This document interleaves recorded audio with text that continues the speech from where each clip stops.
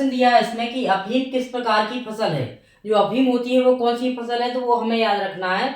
तो अफीम जो फसल होती है वो किस प्रकार की फसल होती है, रबी की फसल होती है। कौन सी फसल रहती है, रबी की फसल रहती है। कौन सी, रबी की फसल।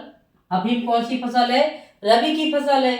अब इसमें बात करें हम अफीम के बारे में, तो अफीम का वैज्ञानिक नाम क्या रहता है, साइंटिफिक नेम। तो इसका जो वैज्ञानिक नाम है उसका नाम क्या रहता है, पापावर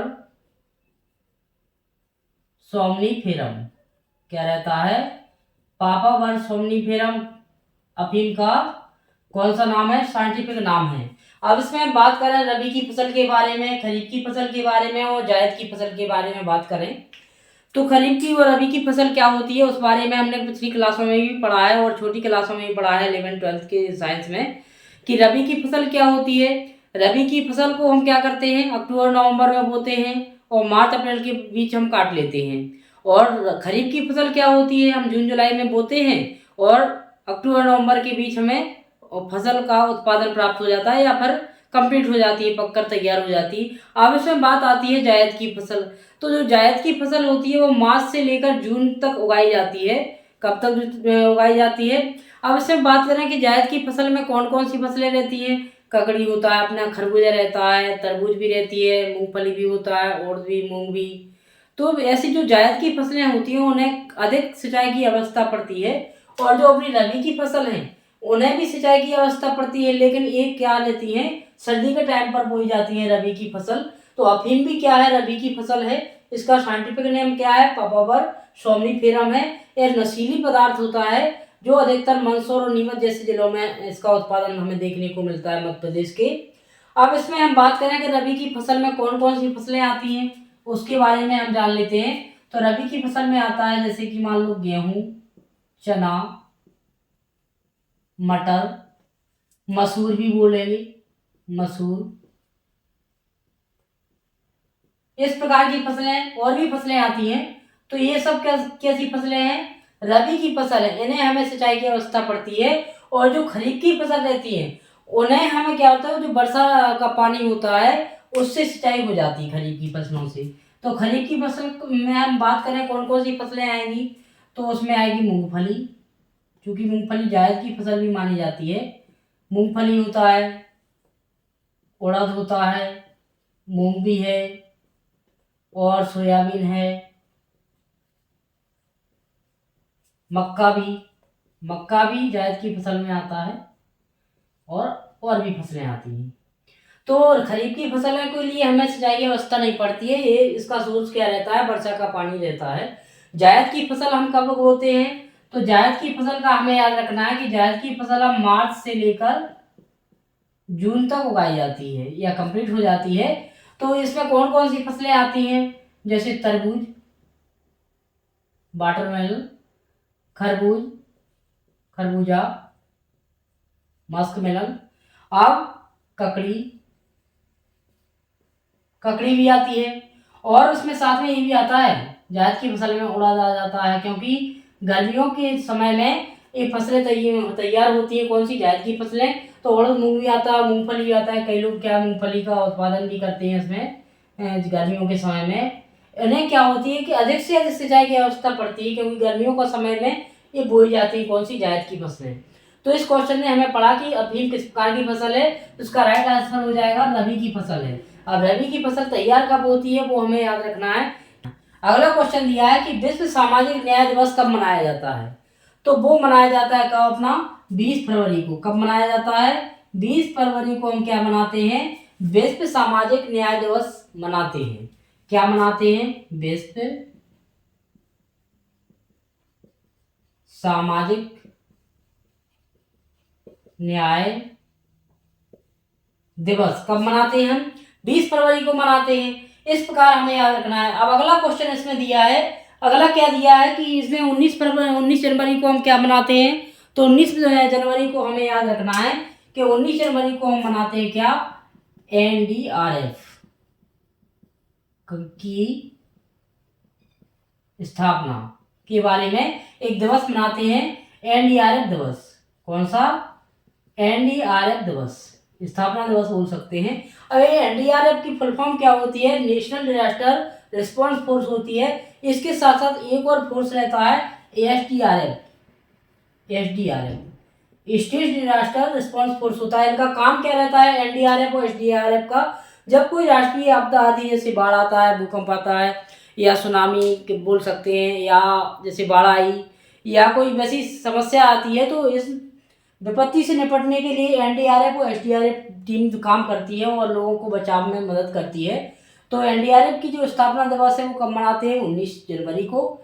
और विश्व सामाजिक न्याय दिवस कब मनाते हैं हम? 20 फरवरी को। 21 नवंबर को क्या मनाते हैं? तो वो याद रखना है हमें। तो 21 नवंबर को मनाते हैं हम क्या? विश्व टेलीविजन दिवस। क्या मनाते हैं? World television day. विश्व टेलीविजन दिवस कब मनाते हैं हम? तो वो मनाते हैं हम 21 नवंबर को। अब 30 जनवरी को हम क्या मनाते हैं? कोष्ठ निवारण दिवस। क्या मनाते हैं? कोष्ठ निवारण दिवस सेलिब्रेट करते हैं। अगला क्वेश्चन दिया है कि अश्रु गैस का रासायनिक नाम क्या है? अश्रु गैस का मतलब होता है टीयर गैस। तो टीयर गैस आपने सभी ने सुना होगा। क्या होता है टीयर गैस? जब पुलिस या कोई सेना, जब दंगे होते हैं या भीड़ को तितर-बितर करना हो, तो अश्रु गैस के जो गोले छोड़ दिए जाते हैं या अश्रु गैस को निकाल दिया जाता है। जिससे क्या होता है, इस गैस का काम क्या है? आंखों में जलन पैदा करती है, ये गले में भी, और आहिस्ता धुंधलापन भी होता है आंखों में, बाद में फिर सही हो जाता है। तो इसका उपयोग अधिकतर भीड़ को तितर-बितर करने के लिए किया जाता है और पुलिस और सेना इसका इस्तेमाल करती है। आम नागरिक के लिए नहीं है इसका इस्तेमाल। तो अश्रु गैस का हमें रासायनिक नाम याद रखना है, जिसका नाम होता है क्लोरोएसीटोफिनोन। क्या होता है? क्लोरोएसीटोफिनोन। इसका उपयोग हमने बता दिया आपको। इसका उपयोग कहाँ करते हैं? जैसे पुलिस या सेना या कोई दंगा होता है और भीड़ जहाँ इकट्ठी होती है, तो वहाँ पर एक गैस छोड़ दी जाती है, जिससे लोगों की आंखों में जलन होती है और आहिस्ता धुंधलापन हो जाता है, जिससे भीड़ तितर-बितर हो जाती है और इसमें दिक्कत रहती है। तो इसमें याद रखना है, बाद में ये सब सही हो जाता है बॉडी में। तो इसका रासायनिक नाम क्या है? जो टीयर गैस रहती है, कौन सी रहती है? Tear gas. कौन सी रहती है? टीयर गैस रहती है। अब इसमें इसका नाम है क्लोरोएसीटोफिनोन होता है। बीमर शब्द का संबंध किस खेल से है? तो बीमर शब्द का संबंध किससे है? क्रिकेट से। किससे है? क्रिकेट से। इन क्वेश्चनों का हम रिवीजन करते हैं। अफीम किस प्रकार की फसल है? तो अफीम कौन सी फसल है अपनी? रबी की फसल है। इसका वैज्ञानिक नाम क्या है? पापावर सोमनिफेरम है। अब रबी की फसल में कौन सी और फसलें आती हैं? गेहूं, चना, मटर, मसूर, ये सब क्या आती है? रबी की फसल। अब इसमें बात करें, कभी क्वेश्चन आता है, वैसे तो हमने सबने पढ़ा है कि रबी की फसल कब बोई जाती है? तो अक्टूबर नवंबर के बीच बोई जाती है। और काटी कब जाती है, यानी कंप्लीट कब हो जाती है रबी की फसल? तो मार्च और अप्रैल के बीच ये कंप्लीट हो जाती है। अब रबी खरीफ की फसल के बारे में, जो कब बोते हैं, तो जून जुलाई के मध्य बोई जाती है खरीफ की फसल।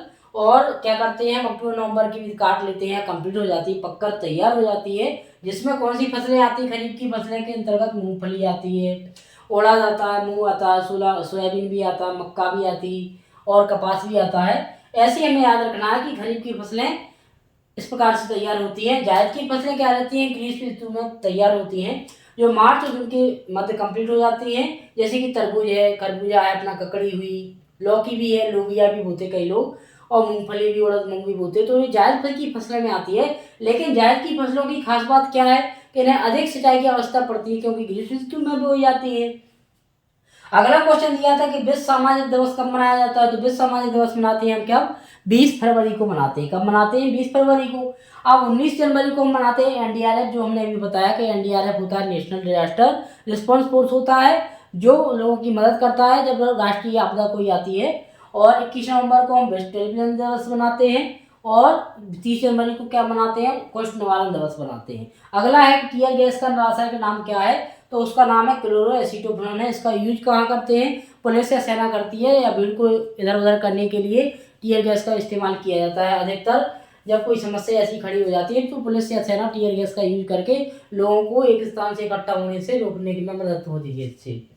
अगला क्वेश्चन दिया था कि बीमर शब्द का संबंध किस खेल से है? तो वो क्रिकेट से। इस प्रकार अपना 5वां प्रश्न दिया है कि भारत आने वाले प्रथम अमेरिकी राष्ट्रपति कौन थे? यानी कि भारत में प्रथम अमेरिका के राष्ट्रपति कौन आए, उनका नाम हमें इसमें क्लियर करना है। तो वो कौन थे? अपने आइजनहावर थे। कौन थे? आइजनहावर भारत में फर्स्ट टाइम आए। फर्स्ट टाइम भारत में अमेरिका के कौन से राष्ट्रपति आए उनका नाम याद रखना है, तो वो है आइजनहावर। भारत में फर्स्ट नंबर पर आए थे जो अमेरिका के राष्ट्रपति थे। अगला क्वेश्चन दिया है कि नाइजर नदी गिरती है, तो नाइजर नदी कहाँ गिरती है हमें याद रखना है, गिनी की खाड़ी में, वस्तुला की खाड़ी में, भूमध्य सागर में या लाल सागर में। तो नाइजर नदी हमें कहाँ देखने को मिलती है, गिनी की खाड़ी में हमें गिरने को देखती है। अब नाइजर नदी कहाँ गिरती है, तो गिनी की खाड़ी में गिरती है। भारत के किसी उच्च न्यायालय की प्रथम महिला न्यायाधीश कौन थी, तो भारत की उच्च न्यायालय की प्रथम महिला न्यायाधीश कौन थी, तो वो लीला सेठ थी। कौन थी, लीला सेठ थी, फर्स्ट वुमेन क्या थी, न्यायाधीश थी भारत की। अब सरोजिनी नायडू के बारे में बात करें तो यूपी की फर्स्ट राज्यपाल है, क्या है, यूपी की फर्स्ट राज्यपाल है, इस प्रकार याद रखना है। तो भारत के उच्च न्यायालय की प्रथम महिला न्यायाधीश कौन थी अपनी, तो वो लीला सेठ थी। कौन थी, लीला सेठ, जज, सुप्रीम कोर्ट की फर्स्ट महिला। अगला दिया कि कौन सी नदियां पश्चिम वाहिनी है। पश्चिम वाहिनी का अर्थ होता है कि ऐसी कौन सी नदियां हैं ऑप्शन के अनुसार कि जो पूरब से पश्चिम की ओर बहती हैं, तो हम वो याद रखना है हमें कि नर्मदा और ताप्ती ऐसी नदियां हैं जो पूरब से लेकर पश्चिम की ओर बहती हैं, तो इनको क्या कहते हैं, हम पश्चिम वाहिनी कहते हैं। क्या कहते हैं, पश्चिम वाहिनी कहते हैं। तो नर्मदा और ताप्ती क्या है, पश्चिम वाहिनी है।